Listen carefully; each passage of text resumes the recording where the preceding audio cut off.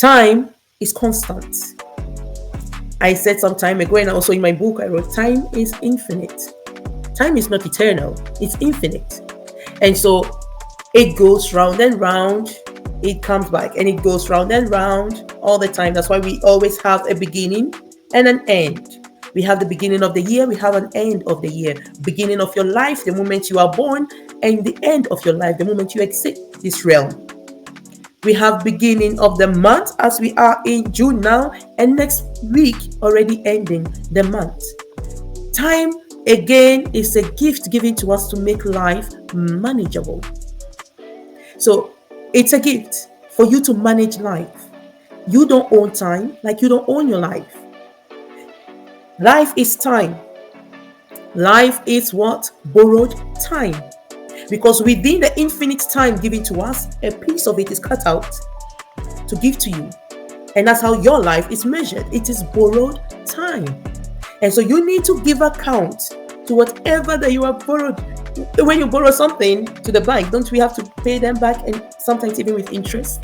That's what life is. If we have this understanding of life, which also is the whole thing of strategic thinking, if you have this understanding of life, you deal with life differently, my dear people. You will deal with life differently, because you will know, one, time is not yours, therefore life is not yours. So you cannot make the mistake of living your life anyhow. You cannot make the mistake of living life anyhow. Please, if you have been doing it so far, I just want to tell you, stop it. Stop living life anyhow. And please also stop with this thing. It's my life. I do with it whatever I want. Yes, my dear, you do not own your life. You don't own it. It's not your own. And yes, it's your life. The choices you make determines your tomorrow. But don't forget, it is not only your tomorrow it determines. It is also my tomorrow. Because what if there is something in you that you are supposed to bring out that will benefit all of us? We are all enjoying electricity, right? Even this internet, somebody came up with that. Somebody thought, had the idea, and another helped to finance all the research. Somebody came up with the idea, and somebody helped. Somebody engineered somewhere something. If they did not do all that, how will we be enjoying today? We say innovation, we say technology. What if your refusal, I call it really refusing, your refusal to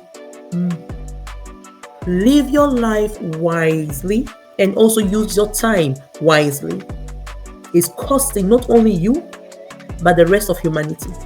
It's costing all of us. See, there's one thing that we overlook, and that is the interdependency that we are. In this life, no man is an island.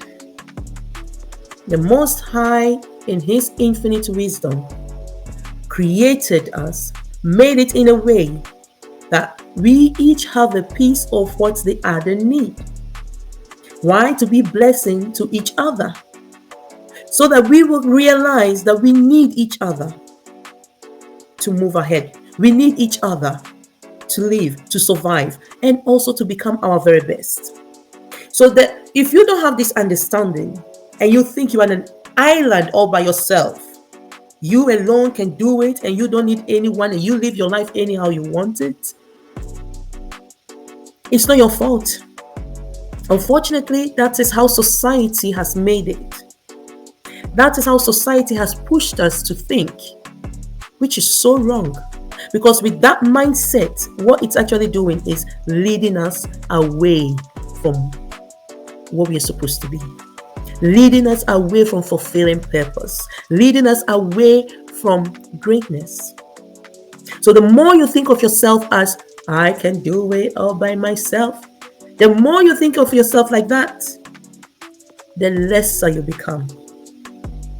because we can't do it all by ourselves. And strategic thinking, in the previous, if you go through the previous sessions, I said need wisdom. Wisdom is so important when it comes to strategic thinking, when it comes to building your life in a way that you will be intentional, deliberate, effective, consistent, disciplined, discerning. You need wisdom. And then I went further to say, you need to be the kind of person that is driven by bringing solutions. You need to have that hunger in you, the desire in you, you need to be that you want to solve a certain problem, because it's only in there that you become valuable.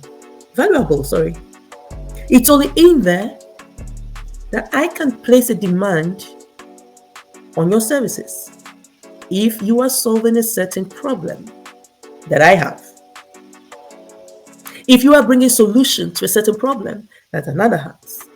And we don't need to search further. We don't need to, make it difficult for ourselves. Sometimes the very fact that you wake up and you fetch water for your neighbor who can't go and fetch the water for him or herself is solving a problem for another. It's being valuable unto another. And so sometimes it's in the little things that we do. We do not need to search further and make things difficult. It's not all of us that will have the idea or the vision or the ability to discover new kind of waves or new kind of what's the thing that physics, quantum physics, whatsoever. It's not all of us. It's not all of us that will find ways of doing engineering. It's not all of us that have that talent. It's not all of us that have that gift. We are gifted in different ways for a reason. Because we are all needed. They are all equal. See, our fingers are not the same. They don't have the same height. They don't have the same function as well. If you are missing one finger, you are handicapped on the hand. That is when you realize the importance of even the small pinky. When you are missing a pinky on the hand, that's when you realize the importance of it. Sometimes we don't value things because we've taken them for granted. Because we always see it, they're always around us. We don't value them. But when they are no longer there, that's when we realize, oh, that was so important. So don't trivialize your gift. Don't make it small. Don't think this is a small thing.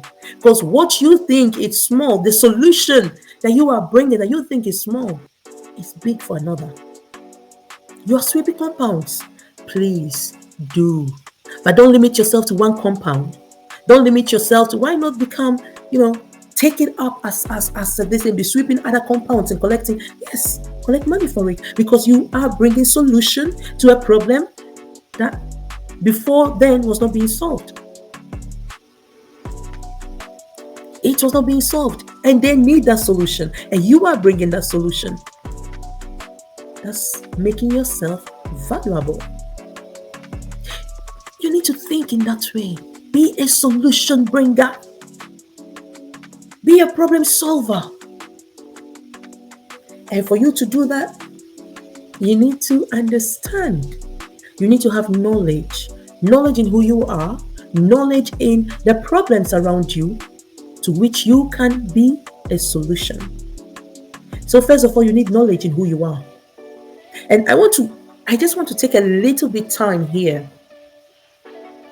Because I started with understanding, time. Time is equally given to all of us. We've established that. At the same time, your timing and my timing are not the same. Even though we have the same 24 hours in a day, we cannot achieve the same things equally in that 24 hours. Why? My gifting and yours are not the same. The purpose that you have to fulfill and the purpose that I have to fulfill are not the same. So having understanding in this is already, setting ground for you to understand in which frame you are operating. That's one.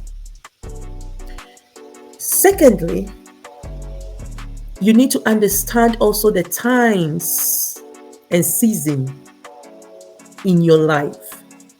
We have winter, we have autumn, we have spring, we have summer. We have them all. We have the seasons in time. Your winter period might not be the same as my winter period. Like I said earlier on, depending on where you are living, we have different climates. But in your life, in my life, in your life, depending in the season that we are in, it's not the same. It can be summer out there, but winter for you in your season, in your life. So don't compare those seasons or the season of another with yours. Someone is harvesting and you want to harvest too. My dear, did you take time to sow? Have you gone through the sowing season? Or wait. Before we go into the sowing season, have you even gone through the pre-preparation where you unweed the weeds, where you prepare the ground to sow? Have you done that? Have you gone through that season? If you've not gone through that season, how do you want to harvest when someone else is harvesting? Or even before we go to the sowing part, have you